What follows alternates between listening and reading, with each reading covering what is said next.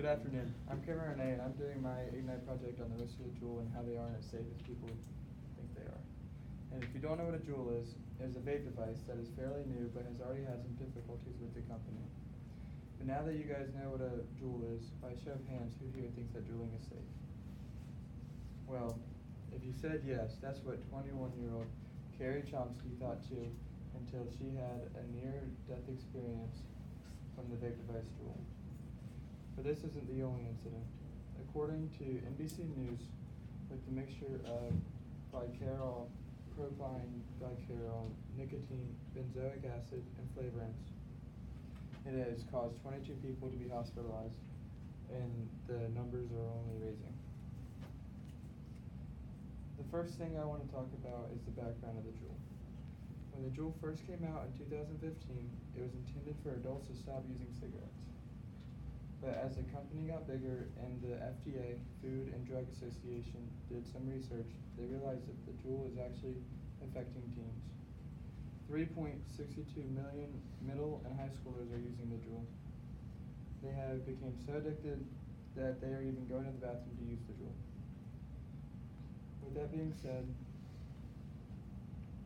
the FDA did some research on which pod is getting bought the most out of the 8 different pods.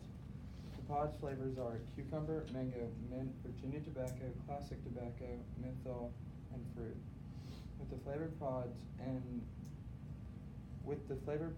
and have had to remove the certain ones because of their popularity.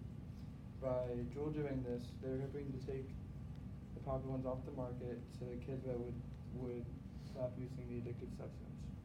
Although that wasn't the case. People later started to resort to the mint pods. The only choice to escape Juul was to take all flavors except menthol and tobacco off the market. The question that is now occurring is, will people resort back to cigarettes because of the loss of their favorite pods? Well, according to the CDC, Centers for Disease Control and Prevention, in 2018, every 14 out of 100 adults smoke cigarettes in the U.S. and 34.2 million adults smoke cigarettes. Compared to how many people are using e-cigarettes, which is 10.8 million adults, and 47 of those people are using the Juul. So you can see that people are both using the Juul and cigarettes, which is not good. There are many adults trying to use the Juul to get off of cigarettes. But do you guys know why the Juul is bad for you? Well, the Juul is bad for you because of all the chemicals that are in the pods. The battery is heating up and sending heat to the pods, and that makes the liquids from the pods become a vapor to inhale. These vapors going into your body affect your lungs and can narrow your bloodstream. And that's the lungs after your lungs. And according to healthline.com, there are many safe options than to use the Juul. The safest option is to quit completely, but since that can be difficult, here are some steps that can help you.